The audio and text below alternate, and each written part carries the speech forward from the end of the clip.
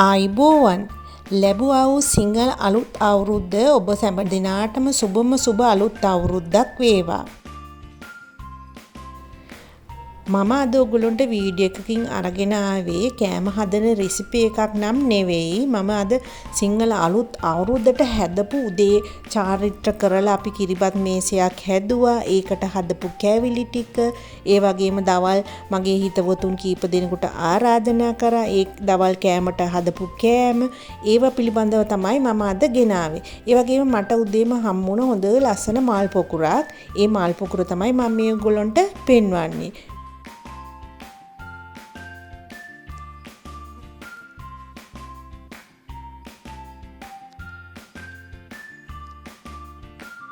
සිංහල චාරිත්‍රයට අනුව අපි කිරිබත සකස් කරලා, ඒ කියන්නේ ලිප ගිනිමල වන වෙලාවට අපි මම නම් ඉතින් ගෑස් ලිප තමයි පත්තු කරන්නේ.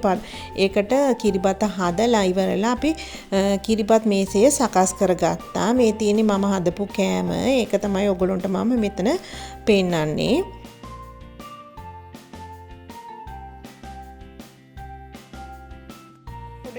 ඒ වගේම මම ඔයගොල්ලන්ට කියන්න කැමතියි, මම මෙතන විශේෂයෙන්ම කෑමක් හදලා තියෙනවා, සීනි සම්බෝලයක්. ඒක තෙල් බිඳුවක්වත් නොදා පොල් කිරෙන් තමයි ඒක හදලා තියෙන්නේ. මම ඉදිරියේදී මේ වීඩියෝ එක අරගෙන එන්නම් මේ සීනි සම්බෝල එක හදා ගන්න ආකාරය.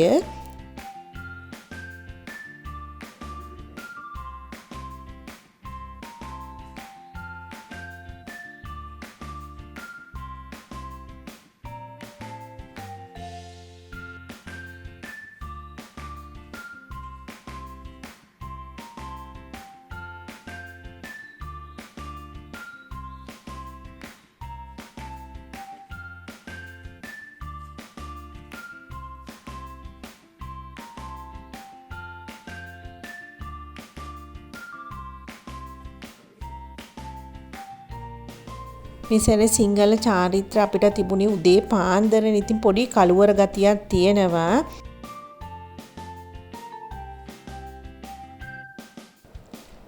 ඒ වගේම දවල් කෑම මේසයත් මම මෙතනදී සකස් කරලා තියෙනවා. අපේ හිතවතුන් කීප දෙනෙකුට මම දවල් කෑමට ආරාධනා කරා.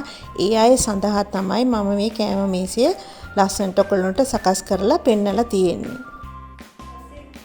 මම අවුරුදු දින හැදුවේ නිකන් සුදු සම්බ බතක්. ඒ කියන්නේ කීරි සම්බ බතක්. මොකද හැම කෑමකම තෙල් ගතිය තියෙන නිසා මම කීරි සම්බ බතක් ප්ලේන් රයිස් එකක් විතරයි හැදුවේ.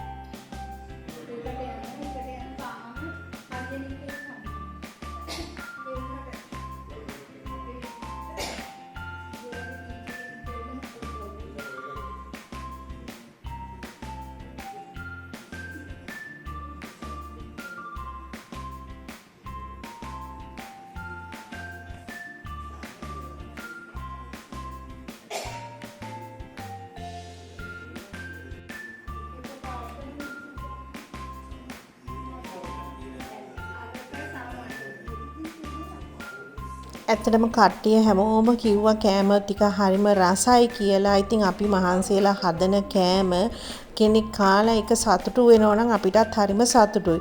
ඊට පස්සේ කට්ටිය කාලා බීලා ඒගොල්ලෝ ගෙවල් වලට ගියායින් පස්සේ මම ඉතින් තනියම සේරම කෑපු වීපු ආස් කරලා වැඩ ඉවරනකොට ගොඩක් හවස් වුණා. ඊට පස්සේ මට ගෙන ආපු තෑග්ගක් විදියට තමයි මේ ලස්සන නැව ඔයගොල්ලන්ට පේන්නේ.